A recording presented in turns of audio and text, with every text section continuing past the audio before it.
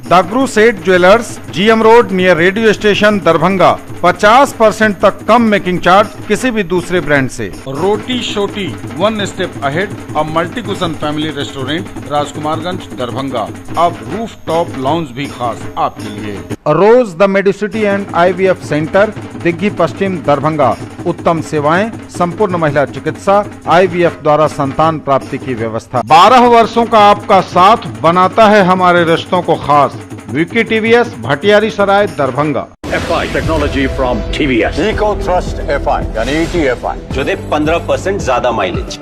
संस्कृति international school, Kankali मंदिर के निकट, रामबाग दरभंगा। प्ले स्कूल की उत्तम व्यवस्था, नर्सरी से 8वीं कक्षा तक को education, admission open. Experience the grand luxury with warm hospitality, Dalan resort, Shukla Nagar, Chikni, Sonki road Darbhanga. Across 10 acres, restaurant, banquet halls, lawns, pool. Hero English school Darbhanga, affiliated to CBSE up to 12th। New admission is going on for class nursery to 9th। Special classes for new students. Wholesale rate के साथ कपड़ों की पूरी range, Mirzapur चौक दरभंगा में। अग्रवाल परिधान, fashion की नई पहचान। Sari, lehenga, men's wear, ladies and kids wear, suit और सूट पीस। दरभंगा में शराब के कारोबारियों के हौसले बुलंद, होम डिलीवरी का धंधा भी फल फूल रहा। शराब की होम डिलीवरी करते रंगे हाथ पकड़ाया युवक, भेजा गया जेल। दरभंगा नगर थाना क्षेत्र अंतर्गत शुभंकरपुर TOP की बड़ी कार्रवाई। गुप्त सूचना के आधार पर शराब तस्कर को होम डिलीवरी करते हुए रंगे हाथ शराब के साथ धर दबोचा। पूछताछ के लिए उसे शुभंकरपुर TOP लाया गया, जहां व्यक्ति ने खुद बताया कि वह शराब की होम डिलीवरी करने जा रहा था। इसी दौरान पुलिस ने उसे पकड़ लिया। पुलिस का कहना है कि इसे रंगे हाथ शराब के साथ होम डिलीवरी करते हुए पकड़ा गया। पूछताछ कर इसे न्यायिक हिरासत में जेल भेज दिया गया है। मामला यह है कि संध्या गश्ती के दौरान गुप्त सूचना मिली कि एक लड़का होम डिलीवरी शराब का करता है। गुप्त सूचना पर एकता चौक के पास छापामारी किया तो एक लड़का पकड़ाया। उसके दाहिने पॉकेट में मैकडॉवेल नंबर 1 का 350 mg का शीशी में 180 ml अंग्रेजी शराब बरामद हुआ, जिसे विधिवत जब्ती सूची बनाकर गिरफ्तार किया गया। शुभंकरपुर एकता चौक। हाँ, अग्रिम कार्रवाई करते हुए इसे जेल भेजा जा रहा है। बिहार में अब द्व्यर्थी गाना बजाया तो नप जाएंगे। बिहार पुलिस की अश्लील और विद्वेष फैलाने वाले गानों के खिलाफ एडवाइजरी जारी, आप भी रहिए होशियार। बिहार पुलिस ने स्पष्ट कर दिया है कि जाति सूचक गानों पर अब कानूनी कार्रवाई होगी। द्व्यर्थी गीतों से समाज दूषित होता जा रहा है। इन अश्लील गीतों का सभ्य समाज पर कितना असर पड़ा है, यह किसी से छिपा नहीं है। बहुत सारे लोग काफी समय से अश्लील गीतों पर रोक लगाने की पुरजोर मांग कर रहे हैं। ऐसे में बिहार पुलिस ने द्व्यर्थी शब्दों पर नकेल कसने की कवायद शुरू कर दी है। बिहार पुलिस की विशेष शाखा के SP की तरफ से जारी की गई इस एडवाइजरी में राज्य के सभी जिला पदाधिकारी और सभी SSP और SP को सूचित किया गया है। जानकारी के अनुसार बिहार के सभ्य लोग ऐसे गीतों को लिखने वाले एवं सिंगर के साथ ही कंपोजर के खिलाफ कड़ा कानून बनाकर कार्रवाई की मांग जोरदार तरीके से करते आ रहे हैं। हालांकि राज्य सरकार इन अश्लील गीतों को लेकर कभी गंभीर नहीं रही है। जब इन गीतों से समाज में तनाव उत्पन्न हुआ है, मारपीट और खून खराबे की बड़ी घटनाएं हुई हैं, तब जाकर राज्य सरकार की नींद खुली है। ऐसे में सरकार की ओर से जारी एडवाइजरी में लिखा गया है कि कुछ गायकों की ओर से अपने गानों में अश्लील, द्व्यर्थी, जाति सूचक, महिला एवं अनुसूचित जाति की गरिमा को ठेस पहुंचाने वाले शब्दों का प्रयोग किया जा रहा है। ऐसे गायक अपने गानों में किसी जाति का महिमा मंडन करते हैं तो किसी जाति को नीचा दिखाते हैं। इस तरह के गानों से सामाजिक सद्भाव माहौल बिगड़ रहा है। एडवाइजरी में यह भी स्पष्ट किया गया है कि ऐसे गानों के कारण जो सतर्कता बरतनी चाहिए वह नहीं बरती जा रही है। पुलिस अब ऐसे लोगों पर कड़ी कार्रवाई करेगी। अतिक्रमण हटाने पहुंची पुलिस टीम तो पुलिस और पब्लिक में जमकर हो गई भिड़ंत। दुकानदार ने खुद को लगा ली आग। पटना सिटी में रेलवे की जमीन पर बनी दुकानों को हटाने को लेकर लोगों ने जमकर हंगामा किया। दुकानदार अतिक्रमण हटाने गई टीम से भिड़ गए। इसी दौरान हार्डवेयर दुकान के 36 साल के अनिल ने अपने शरीर पर थिनर डालकर आग लगा ली। आलमगंज थाना क्षेत्र के गुलजार बाग रेलवे स्टेशन के समीप मेहदीगंज गुमटी पर रेलवे की जमीन पर बने दुकानों को हटाने को लेकर लोगों ने जमकर बवाल काटा। दुकानदार अतिक्रमण हटाने गई टीम से भिड़ गए और हंगामा शुरू कर दिया। दुकानदारों ने टीम को अपना काम करने से रोक दिया और बुलडोजर के सामने आ गए। इस दौरान हार्डवेयर की दुकान के दुकानदार 36 साल के अनिल कुमार ने अपने शरीर पर थिनर डालकर आग लगा ली। जल रहे अनिल को बचाने के चक्कर में उनके दो सगे भाई अजीत और आदित्य और एक चचेरा भाई दीपक के साथ एक पड़ोसी दुकानदार कन्हैया भी जख्मी हो गए। आग बुझाने का पुलिस वालों ने भी प्रयास किया। इधर दुकानदार के आग लगाने की घटना के बाद लोगों और दुकानदारों ने टीम पर पथराव शुरू कर दिया। स्थिति देखकर रेलवे के अभियंता रेलवे सुरक्षा बल और पुलिस बल के साथ निकल गए। परिजनों का आरोप है कि दुकान में साजिश के तहत टीम ने आग लगाई है। हालांकि आग कैसे लगी यह स्पष्ट नहीं हो सका। फिलहाल मामले की जांच भी शुरू कर दी गई है।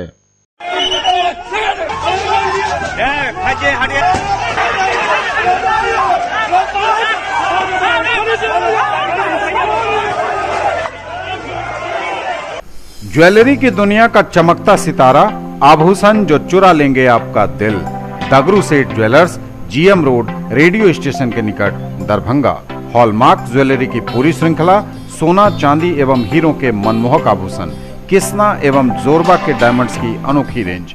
आभूषणों की शुद्धता जांचें बिल्कुल मुफ्त। Agarwal shopping mall exclusive men's wear showroom अब लहेरिया सराय के बाकरगंज में कंप्लीट मेंस वियर रेंज के साथ। Searching for all-round development of your words, end here. Nurturing India's tomorrow, Birla Open Minds International School now in Darbhanga at Jiwaj Ghat. Nursery to grade 6, Birla Smart Schooling, Learning Management System, joyful and digitized learning environment, thematic and STEM-based integrated curriculum. Admission open. Join the Center of Academic Excellence. Manipal international school Darbhanga ने मनाया प्रथम वार्षिकोत्सव। School में दीप प्रज्वलित कर कार्यक्रम का संयुक्त रूप से हुआ उद्घाटन। इस मौके पर चीफ गेस्ट के रूप में इंडियन हॉकी टीम के कप्तान रहे जफर इकबाल, सुपर 30 के संचालक Anand Kumar, Ashok Ganguly chairman of CBSE मौजूद रहे। इस कार्यक्रम में नगर विधायक संजय सरावगी, हायाघाट के एमएलए रामचंद्र शाह, दरभंगा नगर निगम की महापौर अंजुम आरा, उप महापौर नाजिया हसन, एमएलसी हरी सहनी, बिहार मदरसा बोर्ड के पूर्व चेयरमैन अब्दुल कयूम अंसारी समेत कई गणमान्य लोग उपस्थित हुए। पूर्व केंद्रीय मंत्री मोहम्मद अली अशरफ फातमी एवं पूर्व विधायक डॉक्टर फराज फातमी जो स्कूल के कर्ता धर्ता हैं, उनके साथ कई गणमान्य लोग मौजूद थे। सैकड़ों की संख्या में मौजूद थे बच्चे और उनके अभिभावक। गणमान्य अतिथियों की भी थी मौजूदगी।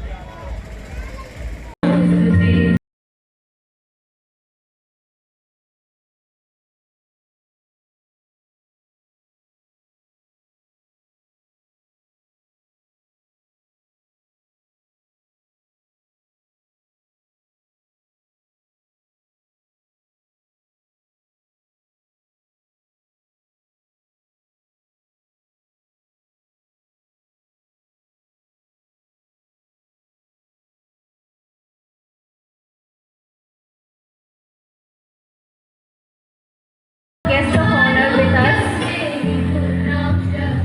Hari Saini, MLC, Zafar Alam sir, ex-MLA, Ram Nivas Prasad, ex-MLA, Mittu Keria, ex-Mayor, Sanjay Saramgi, MLA. We also have a guest of honor with us, Hari Saini, MLC,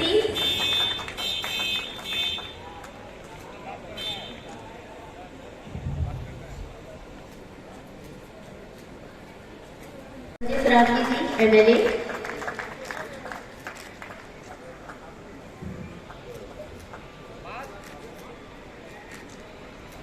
Hari Saini ji Education Private Limited, Mahe, that provides solution to the is an engineer management graduate and obtain a doctorate from University of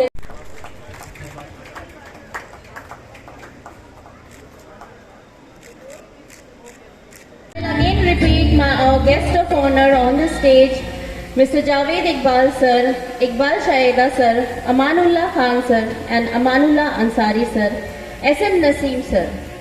Our guest of honor with our chief guest on the stage at the lighting ceremony.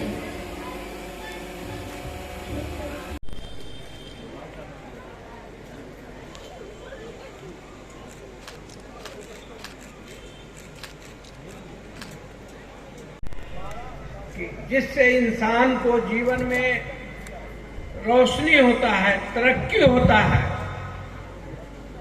उस तरक्की के लिए मिथिलांचल के अंदर Manipal international school स्थापित करने के लिए हम अपनी ओर से और मिथिलांचल वासियों के ओर से पढ़ने वाले बच्चों को और इसमें जो भी अभिभावक हम लोगों के बीच में अपने बच्चे को दाखिला कराए हैं उनको भी इनके रफ़ाकार जिन लोगों ने इसमें मदद किया है और जो पढ़ने वाले तलबा और तलबात हैं सबको मुबारकबाद देता हूँ। ये मंत्री थे उस समय भी पूरे बिहार के लिए और दरभंगा के लिए विशेष करके इनकी रुचि रहती थी और उसी समय से इनकी इच्छा थी कि मैं एक इंग्लिश मीडियम स्कूल दरभंगा में खोलूंगा।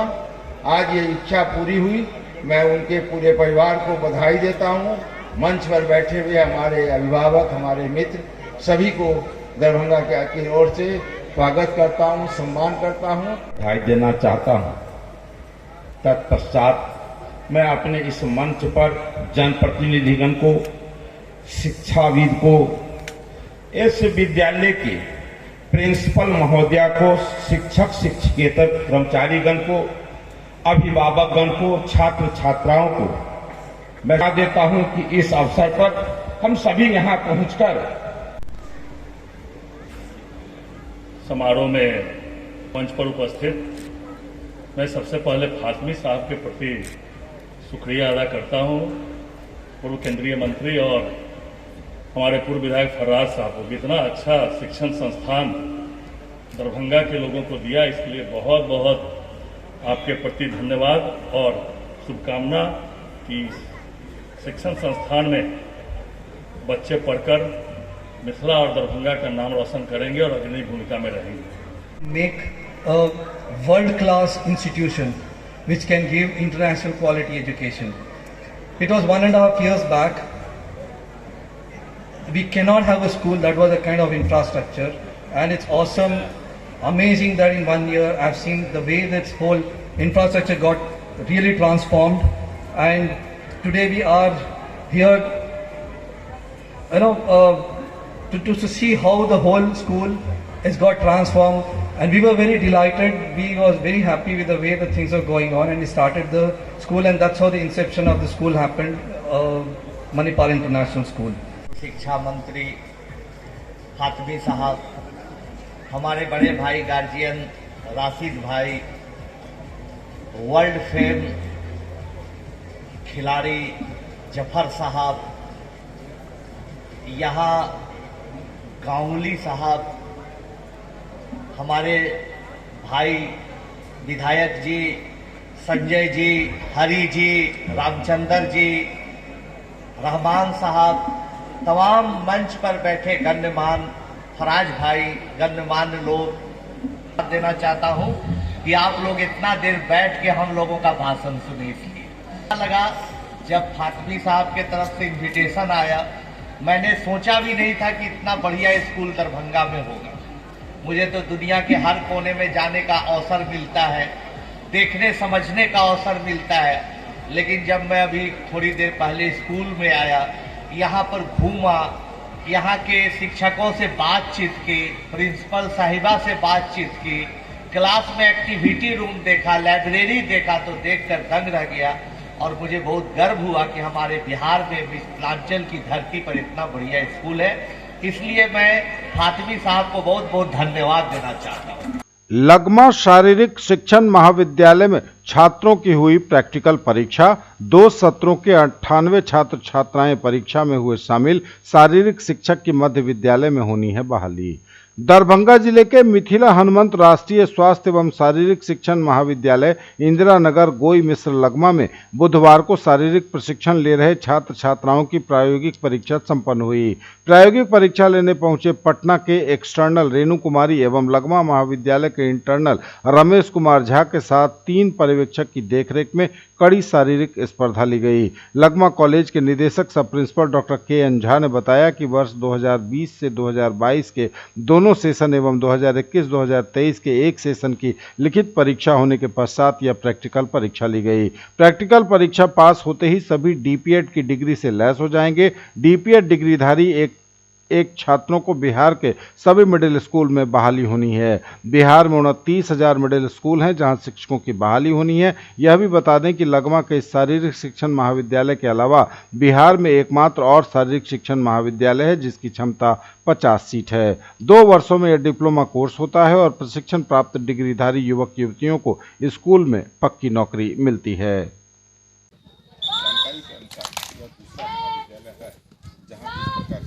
ट्रेनिंग दिया जा रहा है और इस स्कूल की खासियत के बारे में आप यह भी देखते हैं कि किस प्रकार लिखित परीक्षा ये भी हमारे अप्लाई और छात्र हैं ये सभी लिखित हो जाती है। 29,000 मध्य विद्यालय हैं। जी हाँ सर, 29,000 मध्य विद्यालय ऐसे हैं पूरे बिहार में जहाँ पर फिजिकल शिक्षक की जरूरत है और ट्रेनिंग प्राप्त।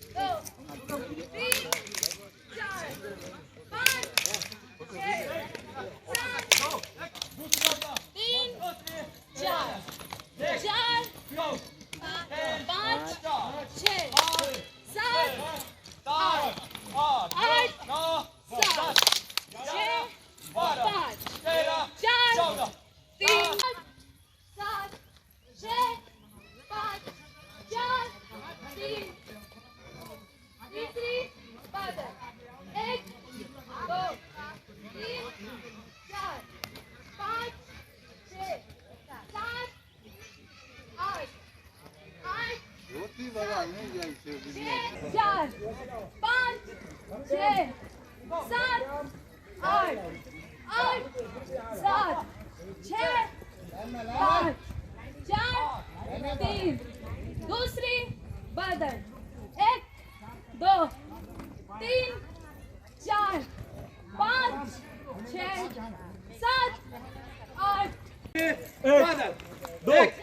2, 3, 4, 5, 6, 7, 8, 9, 10, 11, 12, 13, 14, लास्ट तीसरी बदल 1, 2, 3। 1976 से बिहार शारीरिक शिक्षा शिक्षक महासंघ के अध्यक्ष के रूप में संस्थापक अध्यक्ष रहा हूँ। इसके बाद मैं नेफ्स इंडिया का रीजनल सेक्रेटरी, बिहार, बंगाल, उड़ीसा और झारखंड का ईस्ट जोन का रीजनल सेक्रेटरी हूँ। मैं ये सोच के फिजिकल रूप में बढ़ाना चाहा, मिथिलांचल में तो कमी है जो हमारे पूर्वोत्तर भारत में कहीं नहीं है। इसके लिए हम यहाँ कॉलेज स्थापित किया 1981, 12 अप्रैल 1981 में स्थापना की और यहाँ के जन समुदाय के से ज़मीन भी लिया, कुछ दान लिया, कुछ खरीद के लिया और मिथिला हनुमंत विकास परिषद के अंतर्गत को संचालित किया। बिहार शारीरिक शिक्षा शिक्षक महासंघ के तत्वावधान में ये कॉलेज का स्थापना की गई है और यहाँ इसके बाद 81 के बाद 86-87 तक जितने छात्र यहाँ से पास किए हैं सभी नियोजन में हैं। कुछ लोग मतलब अस्थायी नौकरी में हैं, कुछ लोग नियोजन में हैं और शेष इसके बाद बिहार सरकार का नीति नहीं हुआ और नीति हुआ भी है तो एनसीटी द्वारा इसको मान्यता नहीं थी। एनसीटी 17 सितंबर 1905 से लागू हुआ बिहार में, 5 से लागू हुआ। इसके बाद हमने सब 7 में आंदोलन किया और सरकार से प्रस्ताव रखा और आके 20 में हमको ये मान्यता, 15 में भारत सरकार मान्यता दिया है और 20 में यहाँ दिया है। इसके लिए हमने हाई कोर्ट में एक ऑर्डर करवा के प्रत्येक मध्य विद्यालय में एक पोस्ट क्रिएट करा दिया है जिससे नवोदय विद्यालय, सेंट्रल स्कूल या एक केनी स्टेट, किसी स्टेट में जहाँ 1 से 8 तक क्लास चलता है, उसमें बच्चों की बहाली होगी। हमारे माननीय प्रधानमंत्री जी ने कहा था फिटनेस का डोज आधा घंटा रोज, तो ये हर किसी के लिए लागू होता है कि हम अगर अपने आप को स्वस्थ, बहुत ही तनावग्रस्त आज का माहौल है, समाज हमारा जो है वो बहुत चिंतनग्रस्त चीज़ों में आगे सफ़र कर रहे हैं हम लोग, तो उसके लिए हर एक व्यक्ति, चाहे वो छात्र हो, हमारे शिक्षक ग्रुप हो, हर एक नागरिक को अपने लिए आधा घंटा निकालना है और उनकी इस मुहिम को सार्थक करना है। फिटनेस का डोज आधा घंटा रोज। महाशिवरात्रि को लेकर बहादुरपुर के बसंतपुर शिव मंदिर में तैयारी जोरों पर। बहादुरपुर में 18 फरवरी को होने वाले महाशिवरात्रि मेले को लेकर प्रखंड अंतर्गत बसंतपुर पंचायत के बसंतपुर गांव शिव मंदिर में 10 फरवरी से ही महाशिवरात्रि की तैयारी को लेकर 9 दिवसीय सीताराम राधेश्याम गौरी शंकर जय हनुमान के नाम का यज्ञ प्रारंभ किया गया है। इसमें 9 दिनों तक बसंतपुर शिव मंदिर प्रांगण में महादेव के जाप के साथ साथ 24 घंटों का सीताराम राधेश्याम गौरी शंकर जय हनुमान के नाम से कीर्तन भजन किया जाएगा। नवाह को सफल बनाने में बगल के गांव उस्मामठ, कोकट, श्रीदिलपुर, श्री राम पिपरा, मधुबन, मदनपुर, अंदामा, उघरा के साथ साथ दर्जनों गांव के लोग आकर मंदिर प्रांगण में यज्ञ को सफल बनाने में सहयोग कर रहे हैं। मेला कमेटी के अध्यक्ष नोखे यादव ने बताया कि बसंतपुर पंचायत के बसंतपुर गांव स्थित शिव मंदिर में महाशिवरात्रि को लेकर ग्रामीणों की ओर से जोर शोर से तैयारियां चल रही हैं, जो बिल्कुल पूरी हो गई हैं। 18 फरवरी को महाशिवरात्रि के मौके पर शिव बारात निकाली जाएगी। रात्रि करीब 8 बजे शिव विवाह भी कराया जाएगा। मेले की युवा सुरक्षा प्रहरी की देखरेख धीरेन्द्र यादव के नेतृत्व में किया जाएगा। नोखे यादव, अर्जुन यादव, हरिकृष्ण पासवान, संगम यादव, अवध किशोर यादव, बटोही मुखिया, लुटिस राम, अशोक यादव इसकी देखरेख करेंगे।